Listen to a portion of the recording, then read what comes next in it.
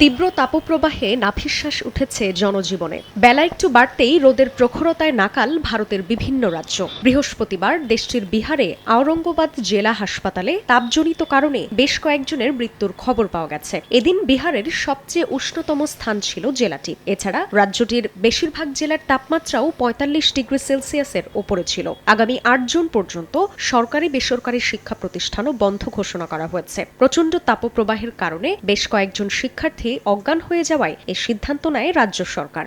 শুধু বিহারেই নয়, রাজস্থান, হরিয়ানা সহ উত্তরাঞ্চলীয় রাজ্যগুলোয় প্রতিদিনই রেকর্ড ছাড়িয়ে যাচ্ছে হিটওয়েভ। ৫০ ডিগ্রি সেলসিয়াস ছুঁই ছুঁই তাপমাত্রায় নাভিশ্বাস জনজীবনে। এর মধ্যে মরার ওপর খাড়ার ঘা হয়ে দাঁড়িয়েছে লোডশেডিং। এ অবস্থায় ভোগান্তি আরও চরমে পৌঁছেছে। গরম থেকে রক্ষা পেতে কেউ কেউ আশ্রয় নিচ্ছেন গাছের নিচে, কেউ বা ভিজিয়ে নিচ্ছেন শরীর। আর এমন খরতাপে ঘাম ঝরিয়েই জীবিকার তাগিদে ছুটতে হচ্ছে কর্মজীবীদের।